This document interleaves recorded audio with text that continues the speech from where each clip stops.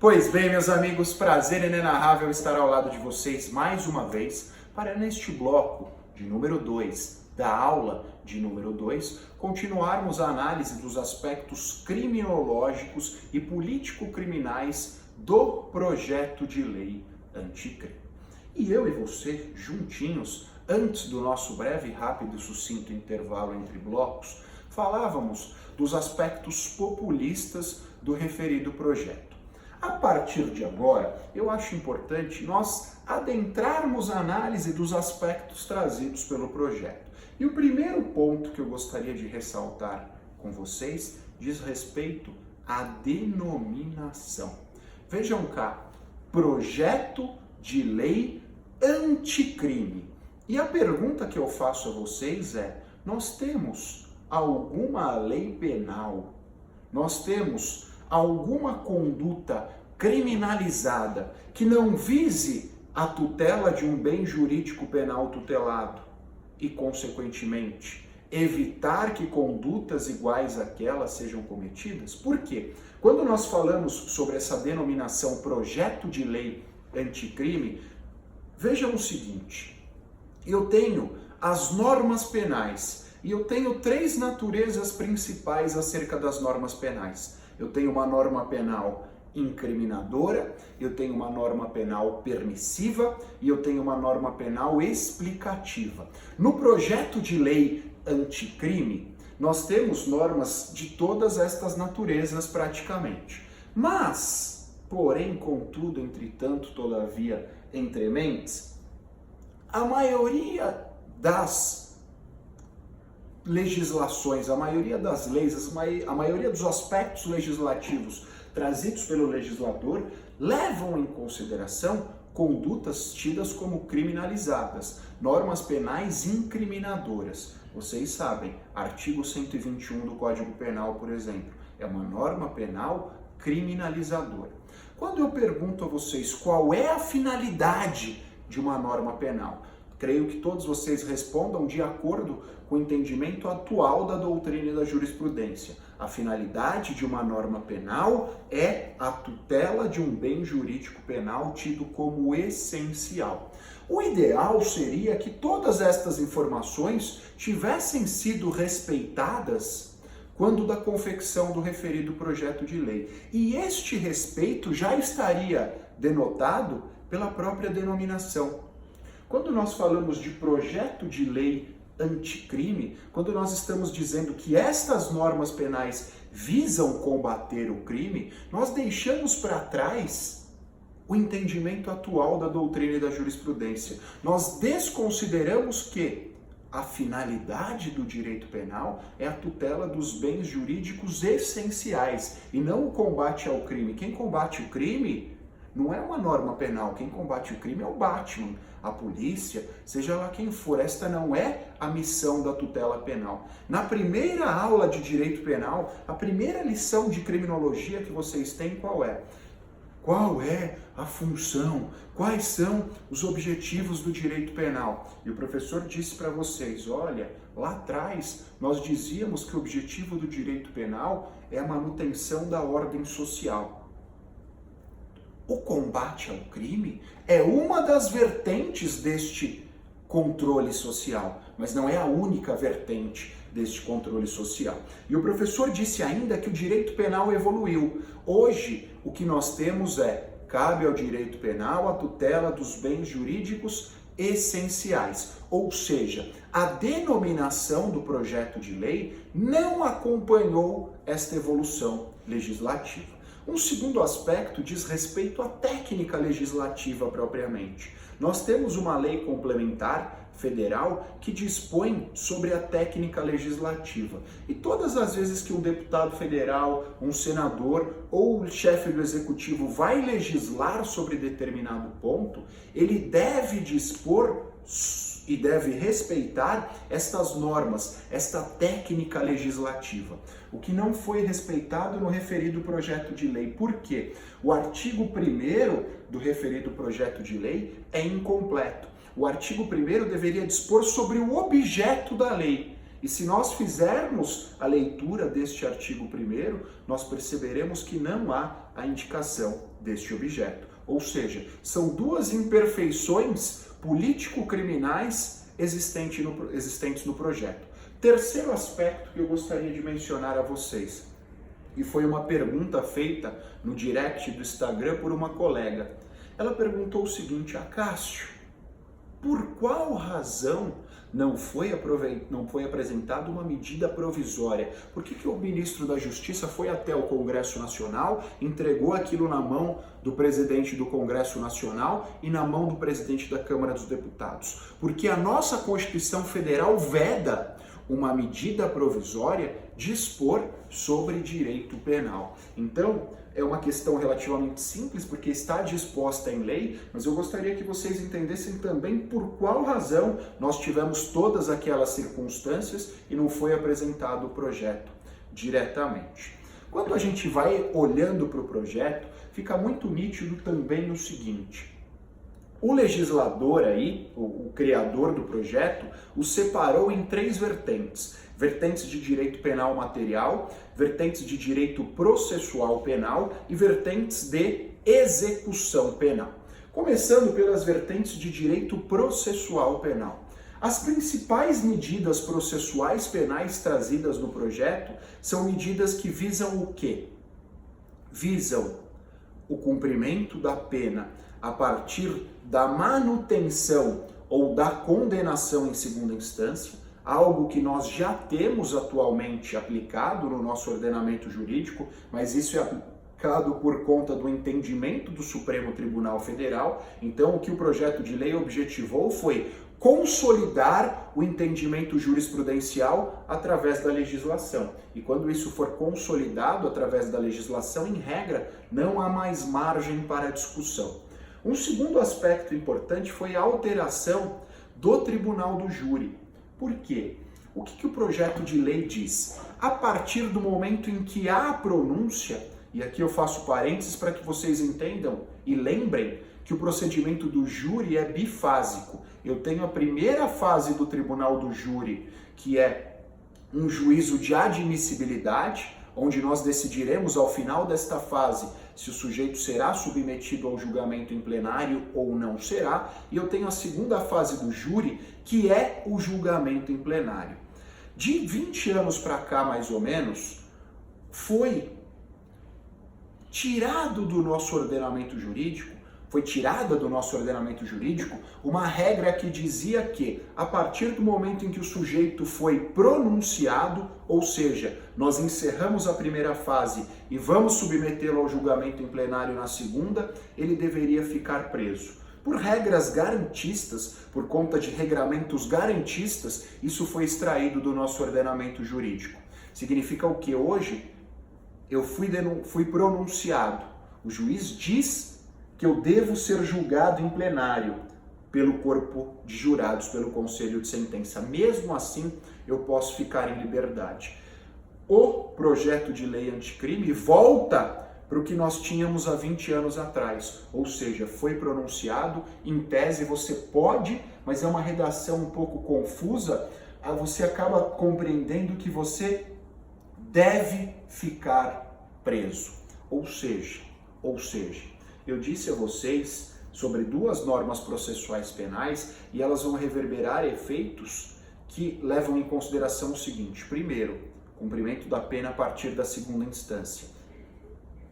Mitigação do princípio da não culpabilidade. Segundo, pena a partir da pronúncia. Também é uma mitigação do princípio da presunção de inocência ou da não culpabilidade. Em relação ao cumprimento de pena em segunda instância, a partir da condenação ou da manutenção da condenação em segunda instância, o que o legislador também fez foi dispor sobre as hipóteses de cabimento do recurso especial e do recurso extraordinário.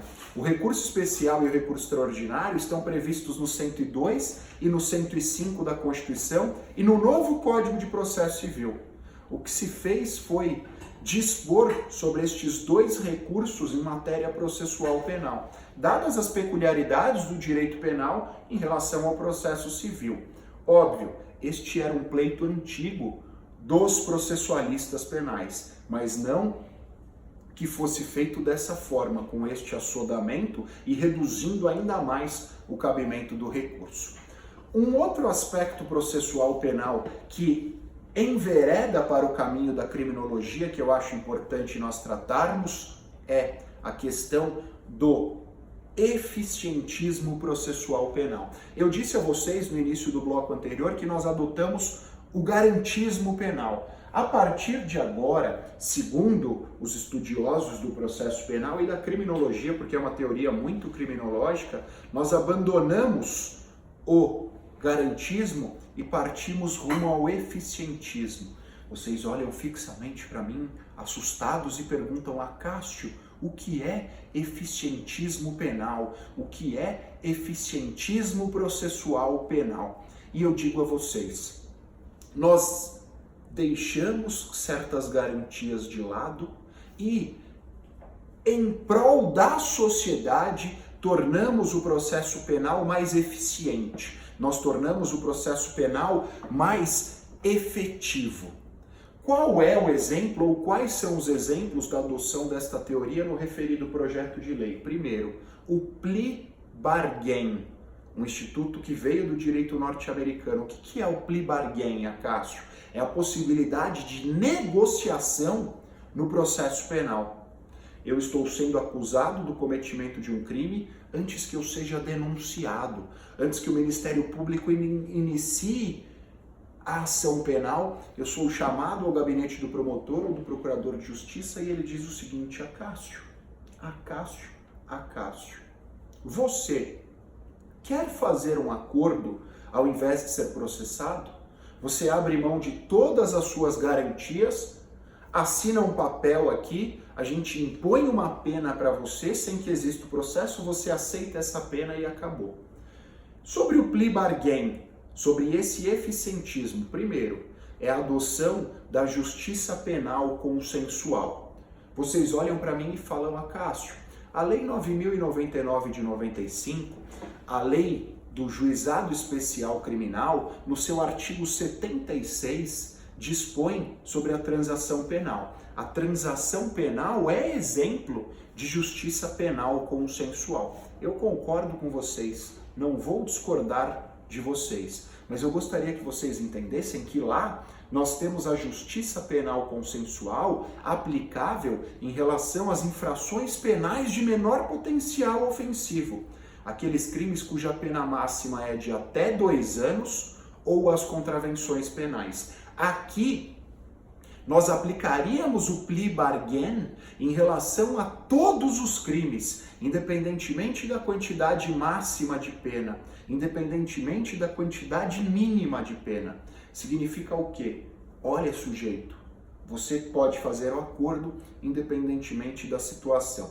E aí, eu gostaria que vocês pensassem também no seguinte: no Juizado Especial Criminal, na Lei 9.099 de 95, eu não sou considerado culpado. A lei é expressa ao afirmar, e eu até remeto a vocês a um livro muito bom da Saraiva, chamado Juizado Especial Criminal, de um cara fera chamado Acácio Miranda, e lá vocês percebem que a lei faz menção que, a partir do momento em que há transação penal, eu não estou admitindo a culpa, eu não estou admitindo a minha responsabilidade penal. No plea bargain, não. Para que eu faça o acordo, é condição assumir esta responsabilidade. E aí vocês olham para mim e falam: Acácio, isso aí está de acordo com o artigo 5º da Constituição, quando fala da presunção de inocência? Ninguém será considerado culpado até o trânsito em julgado de sentença penal condenatória. E eu uso isso para exemplificar a questão do garantismo e do eficientismo. Por quê? Porque se nós estamos deixando o garantismo de lado e esta é uma norma estritamente garantista, nós vamos para o eficientismo e no momento em que a gente mitiga a presunção de inocência, estamos agindo em conformidade a esse eficientismo. Um segundo aspecto, deixando de para trás essas informações processuais penais, é um aspecto penal, ou um dos aspectos penais trazidos pela lei, que, em primeiro lugar, é a questão da prescrição. Há, no projeto de lei, a alteração de vários requisitos da prescrição e também do prazo prescricional. Isso afeta a criminologia? Afeta e afeta muito. Por qual razão existe a prescrição?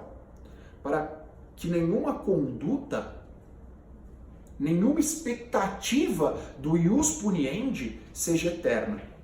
Cássio, mas se nós alteramos a prescrição, esse ensinamento criminológico resta mitigado.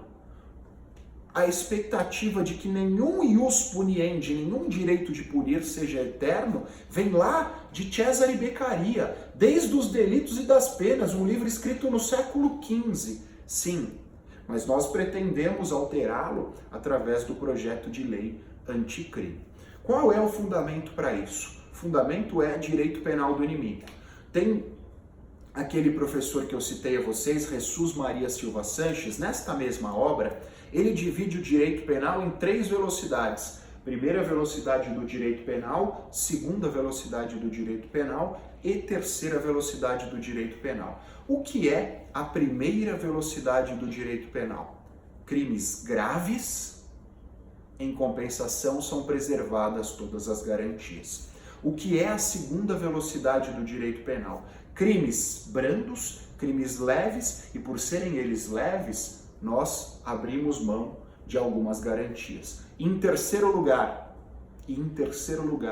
o que nós temos? A terceira velocidade do direito penal, crimes graves, e nós abrimos mão de várias das garantias penais e processuais penais. Um professor alemão, Gunther Jacobs, em 1984, chamou algo relacionado, algo parecido com esta terceira velocidade de direito penal do inimigo. Então, os principais críticos do projeto de lei anticrime dizem que estes aspectos são exemplo de direito penal do inimigo. Tranquilo, meus amigos? Nosso tempo era bastante curto, tivemos apenas 30 e poucos minutos para tratarmos de um projeto bastante polêmico, de um projeto que passou por cima de algumas técnicas criminológicas, deliberadamente, e, infelizmente, não é possível nós tratarmos de todos eles. E aí vocês olham para mim e perguntam: Cássio, o projeto de lei não tem algum aspecto positivo? Você só citou aspectos negativos. E eu digo a vocês, temos aspectos positivos no referido projeto de lei. E trataremos sobre estes aspectos em outras aulas do nosso curso.